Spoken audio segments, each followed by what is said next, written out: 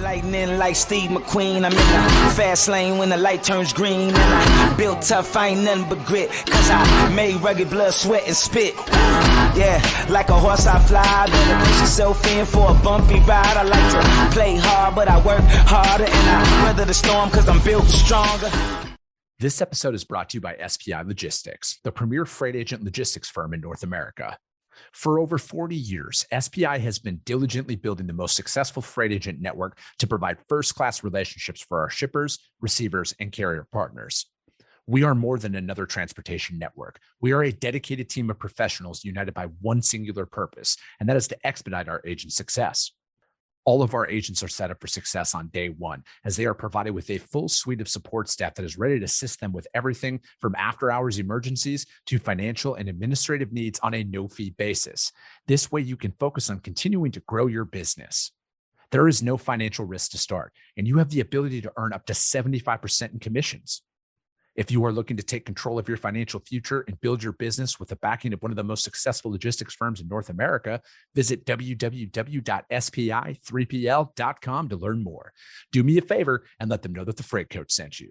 What is up, ladies and gentlemen? We are back. We are live. It is the Freight Coach Podcast, the top podcast in transportation, coming to you guys every single weekday, 8:30 a.m. Pacific, 10:30 Central, to break down some industry headlines, but most importantly, provide some actual insight into what you can do with all of this information.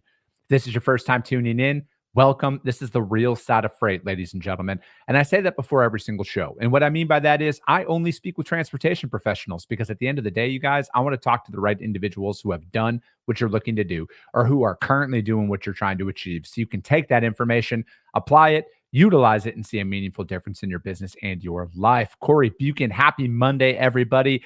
Just a quick reminder, it was daylight savings time yesterday. So if you haven't realized that by now, you're living under a rock. And tomorrow, election day. I already put a post out there. Go out there and vote, you guys. All right. That's all I'm going to say about that. We all know what it is. Get out there, vote, register to vote. If you haven't, do whatever you got to do. Get out there and show up tomorrow at the polls. And with that being said, I got a very special guest for you guys here today. We're going to talk about, carrier identity. Like, where is all this stuff coming from? Technology, all that fun stuff. And there is no person that is better suited for this conversation today than my good friend Kyle, Provost with BrokerCarrier. Kyle, what is going on, brother? How are you? Good morning, Chris. I'm doing fantastic.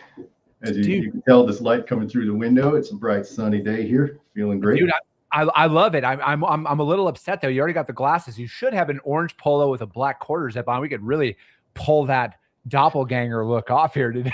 yeah, that was really my bad, man. I should have thrown on the orange polo. Dude, what happened? Well, I'm bringing that up because last Friday I had Sean on with Denim. And they did like their Halloween Zoom the day before. And apparently Sean dressed up as me for Halloween. So like I was scrolling through LinkedIn and I was like, why is there somebody with a backwards hat and an orange polo in on this photo? And then I looked and it was Sean on that as well. So that's a thing now. You can just dress up as a Chris Jolly or the Freight Coach for Halloween or any other day of the week now. Yeah, it's certified.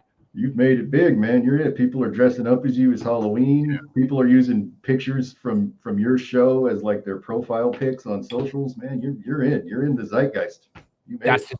That's just what happens when you just show up and talk shit into a mic every single day repeatedly for 4 straight years. Oh, man. So, dude, what's going on? What's new in your world? How's everything going? It's been a while since you've been on the show. Yeah. So we've just been in a really kind of hardcore development mode. Man, I've basically just been here in the office since the last time you and I talked. For a couple of years there, I would say from about Q3 of 2022 up and through the end of 2023, we were doing an experiment looking at a couple of different dimensions of our carrier data, not just the static data that the vetting tool uses, but then the operational data that gets created as people conduct onboardings and make load announcements and cover them through the system. We were trying to identify if there's something you can see in that data, some kind of trend that would help us develop a system of shortcuts to help brokers even more quickly and more easily figure out, okay, you've got, X number of eligible carriers. Say there's, maybe 120 carriers that probably would be good for this load you're looking for, but we want to instantly peg you the 3 that you should just call right now. Yeah. And we reached our conclusions, decided that we do think we can pull that off. And so for the last few months, I'd say, I want to say about 6 months. It was sometime right after that conference in Arizona that we started working on it. And now it's ready to roll. We've tested it every single way we can think of, and it's about to come online. So it'll be a pretty subtle change for our users. All you'll notice is that when you run a load announcement, your top 3 or top 5 of your list is going to be these highly suggested, highly recommended carriers. And on the back end, the system will send them the announcement, give them 15 minutes to respond before it sends it to everyone else. Yeah. So we're gonna try that for a little while, because our typical response time to coverage is 8 minutes. So 15 should be plenty to see if this approach is really going to make a difference for our guys or not. I think that, as we've developed all of this stuff out, I think that, giving, not necessarily prohibiting a carrier from getting freight was like our big mission, because I feel like there's a lot of stuff that's out there right now that, because like I get asked by drivers all the time. They're like, hey, with all of these systems that are out there, it's like there's like more and more hoops that they got to jump through. They feel like to get business, and then it's like, and then it the parameters behind it. And our whole thing all along it's to highlight the right carriers for your freight, and then make it more efficient for you inside of your operation to book said carriers, right? Because the only way to actually fight fraud, the only way to actually fight this is a strategy that I personally apply inside of my brokerage. And you want to know that is, ladies and gentlemen? Here's what it is. I use the exact same trucking companies repeatedly on my customers' freight. I don't go out there to do a load board. I don't go out there to do anything. I have developed a carrier base, and I stick with said carrier base because their performance is there, their communication's there, and my customer loves it.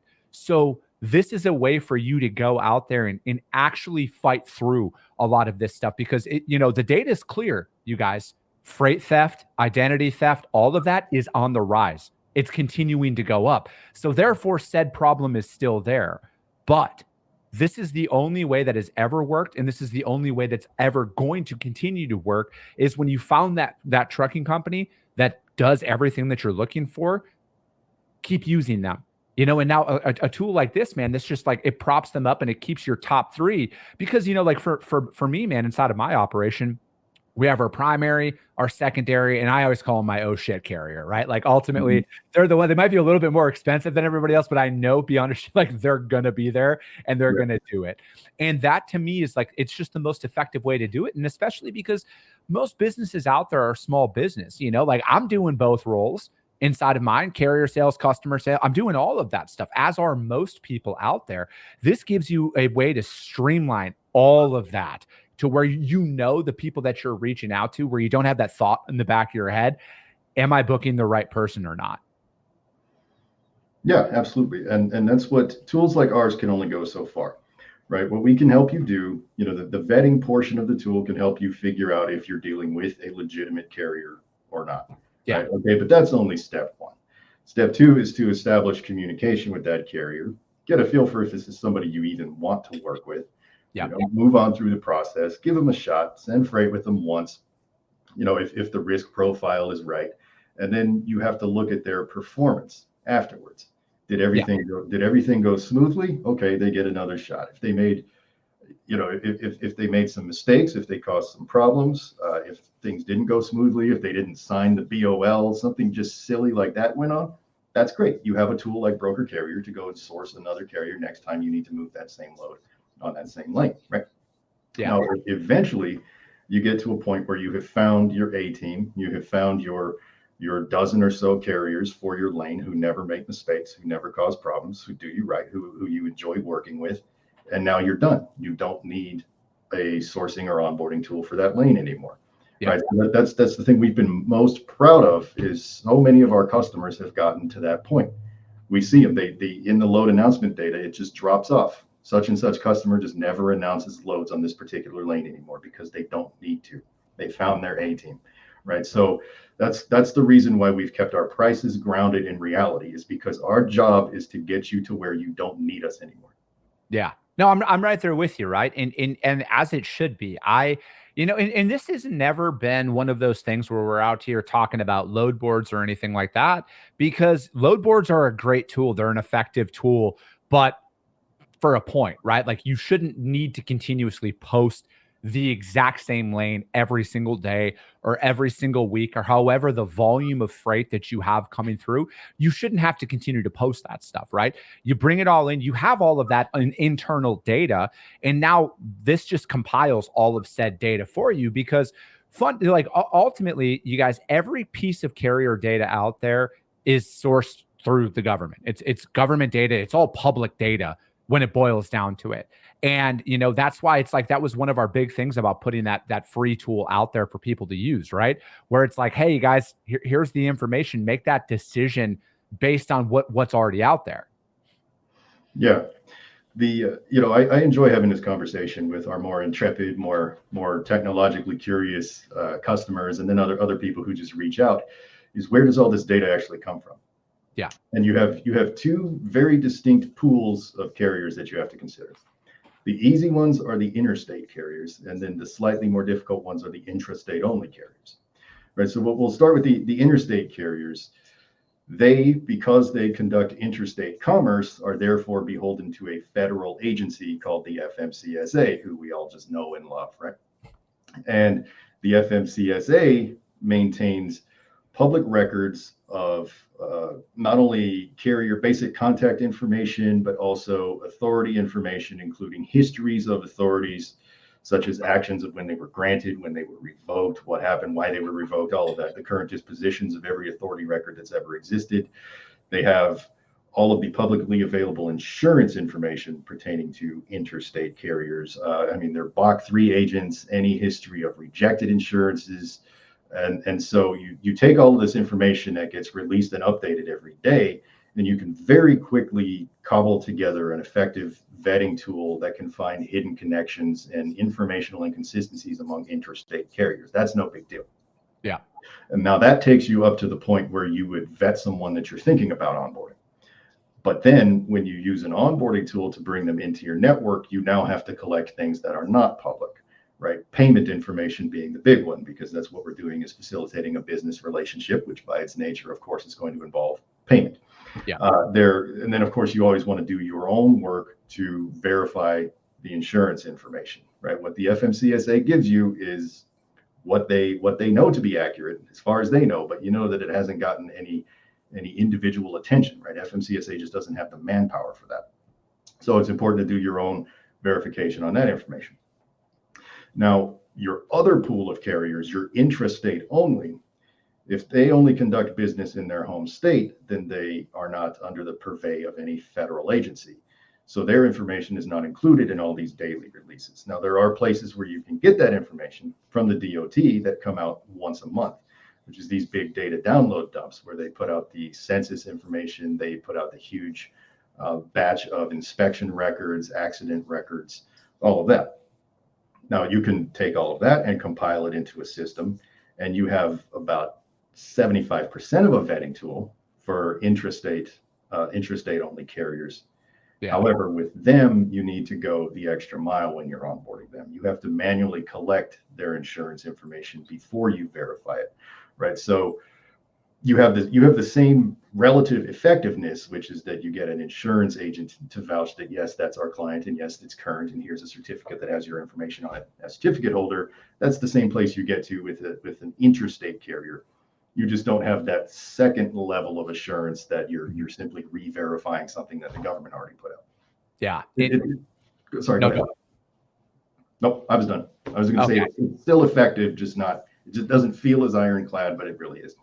No, and I think like ultimately you need to tell that story, and you need to let the individual decide at that moment, is this somebody who I want to work with or not long term? Was it easy to, was there any additional hoops that we had to jump through? Because like ultimately a lot of what's going on out there, and I've seen this throughout the entirety of my career, this is not anything relative to anything right now, but there are always more requirements for carriers to take freight from brokers when it is a broker's market. That has happened throughout the entirety of my career. As soon as the market flips, as soon as capacity tightens up, as soon as anything happens, all of those things go away. All of those hoops you have to jump through go away, because now you need the truck, right? So all of a sudden, no, we don't need your ELDs anymore. No, we don't need this anymore. No, we don't need that anymore. We just need you to take our freight, right? We just need your truck. Ultimately, that is the market that we are transitioning into. We're not there yet, but that's the next iteration, right? So I feel like a lot of the additional requirements and stuff like that, those are going to all go to the wayside, right? So it's like, that's one thing that we've, I'm really, really proud of, that we've kind of like stuck our foot down the whole time. And we're like, here's the story, you guys decide. Because I don't know, man, I just feel like the more and more resistance you build up from the carriers out there as a broker, the harder and harder it's going to be for you to operate. You might not believe me right now. You might not, because you're going to be like, dude, I can post any lane out there right now and I'll have 60 trucks call in on it. You're right, today. But what you're not thinking about here is in the future. You're not thinking about 6 months from now. And another thing to really keep in mind here, you guys, customer relationships are so fragile right now. Okay. Anybody out there who's cold calling, you guys all know what I'm saying. It's the longest sales cycle I've ever been a part of, okay, as a broker. But there are more opportunities that are hanging out there because the appetite for failure is at an all-time low. If you can't come through right now. So as the market continues to change, what I feel like, Kyle, there's a lot of brokers who are building up a massive wall of resistance of carriers who, when they don't need that broker's freight, are going to not haul for that broker, and they will have a laundry list of reasons why. Oh, remember how you made me do this? Remember how you made me do that? Well, fuck you. I'm not taking your freight anymore. That is ultimately what is going to happen. Yeah. Yeah. As the market switches back, it's been a pretty strong broker's market for a while, but at least 3 years. That's rapidly changing. We see it. And one area where you can see it is within our own data. Right. We give our customers the ability to pause their accounts, and it doesn't happen very often, but we've had it happening lately. Our customers are pausing their accounts because they've got their few carriers that they can work with. They've got their little bit of freight that they can move, and they're really not sure how the next few months are going to go. So as you see that happening, one reason why they might be having some difficulties is because they made it too hard for carriers to work with them. They asked for too many extra pieces. I think something that's happening, and this is just my theory. I'm sure folks at various conferences and summits would love to argue with me about this, but I think a large part of the freight industry has conflated operational security and cybersecurity principles together. Okay. So when you go and treat a real person, a real business, a motor carrier, like they're just a data item, and you screen them in the same way that you would screen a user account or a login attempt or a connected device on a network, you basically just put up this wall of zero trust, and it's up to you to prove that you're perfect before you get any trust, right? That's the way you treat electronic systems, not people. But as the freight industry, which, I've made no secret of the fact that I've assessed the freight industry as being very far behind in technological principles compared to other industries. Mm-hmm. People are learning about cybersecurity and operational security at the same time, and they're getting them mixed up together, and they're treating people like systems, and it's creating a lot of problems for them later. I know if I was a motor carrier and somebody demanded that I show them the title to my truck and give them the admin login for my ELD, I'd say, well, good luck with all that, but I'm going to go work for someone that treats me like a person. Yeah. And as this market shifts back into carriers' favor, you're going to see a lot more of that.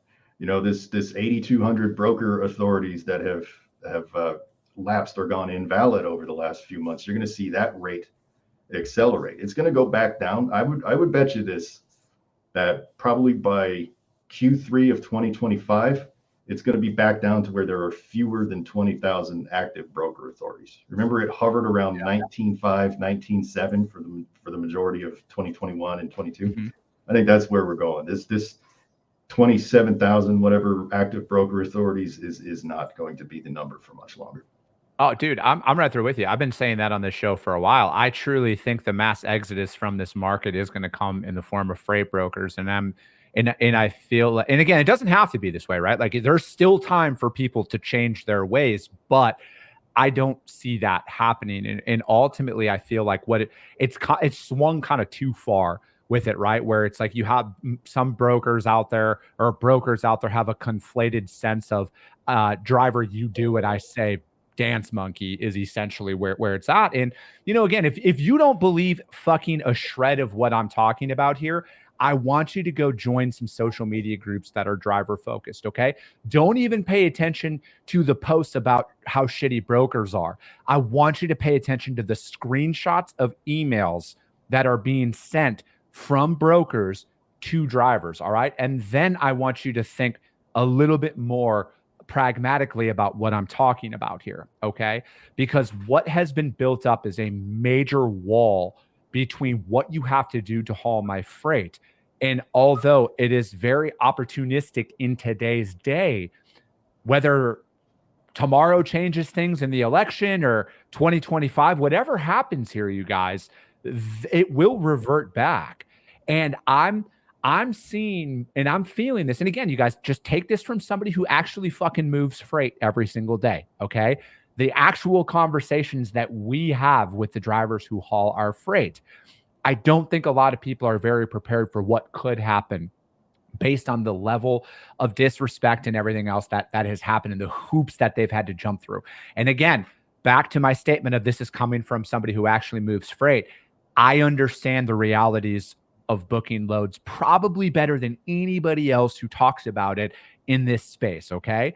But with that being said, you guys, software is a tool for you to enhance your capabilities ultimately, right? A lot of this data that is out there tells a story. If you see, hey, so-and-so, this carrier is associated with that carrier and that carrier, probably shouldn't use them.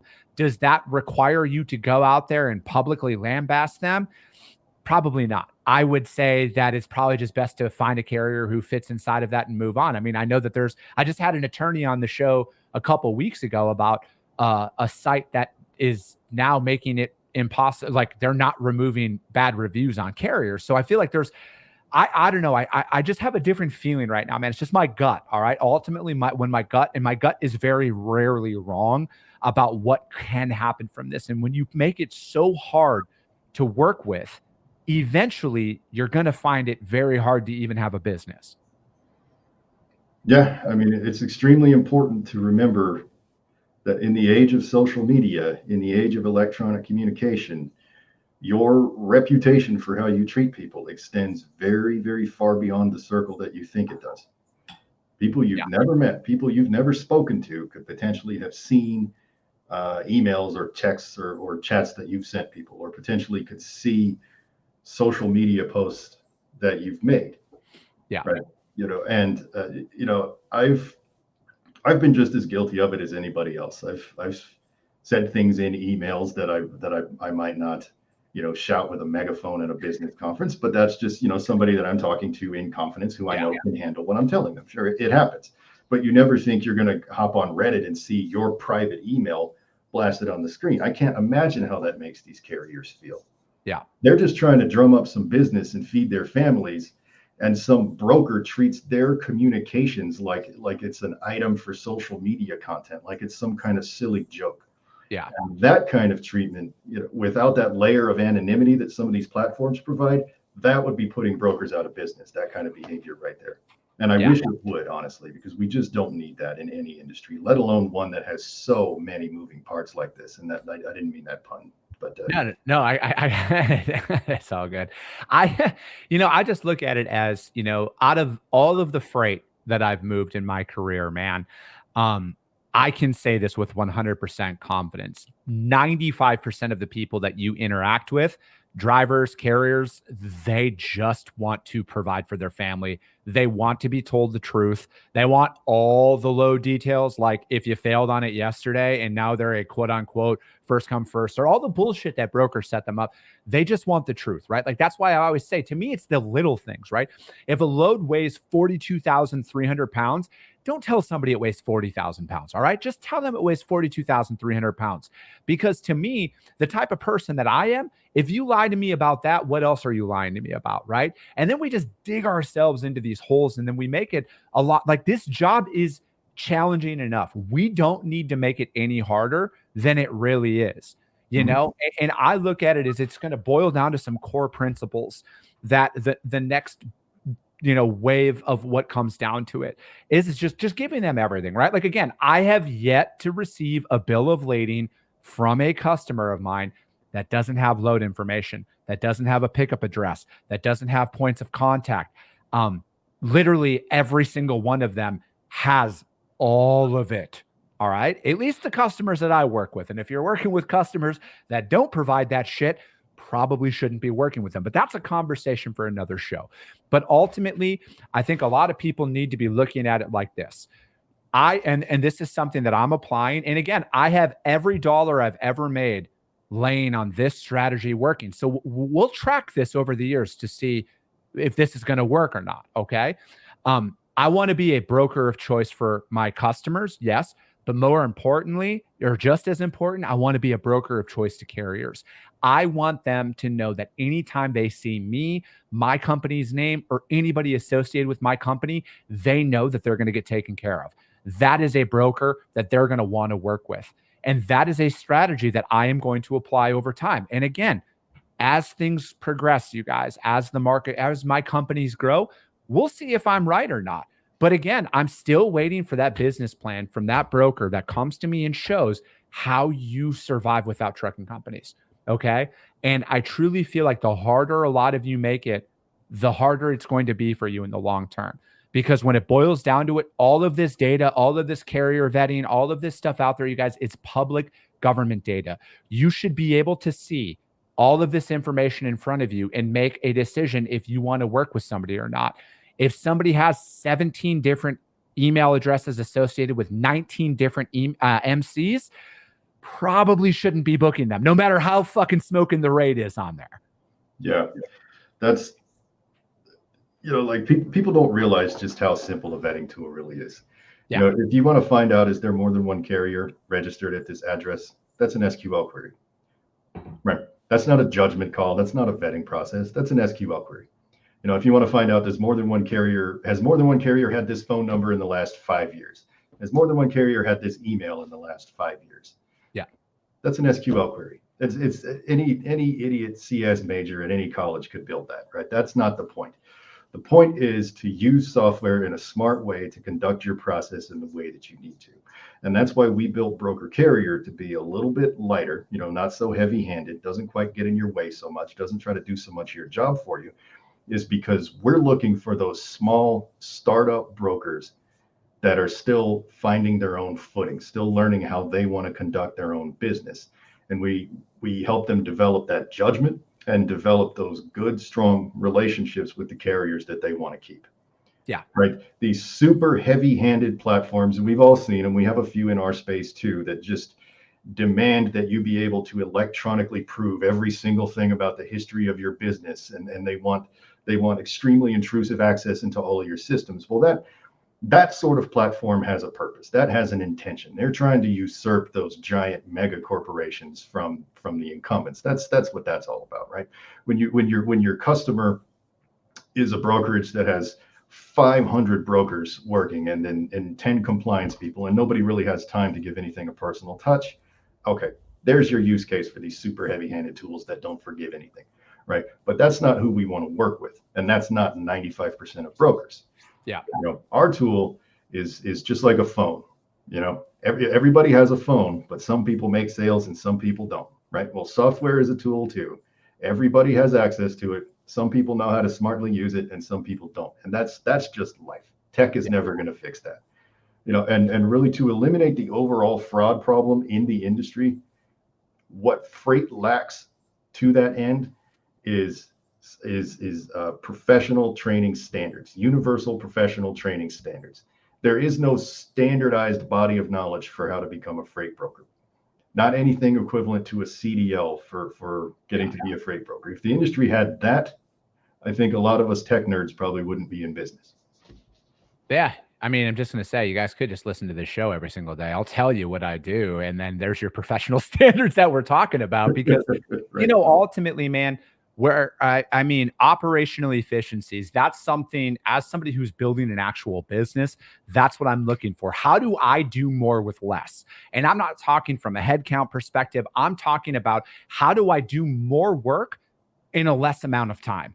Because I'm bootstrapping everything. All right. As a lot of people who listen to this show are, I want to move more freight in a day. And how do I do that? I spend less time sourcing and then more time reutilizing and keeping them out there. That's how I can move 30 loads in a couple of days with just 2 people, because we do the same thing. We use the same carriers and everything else. And, we could increase that if our load volume was increased, but, we're building still.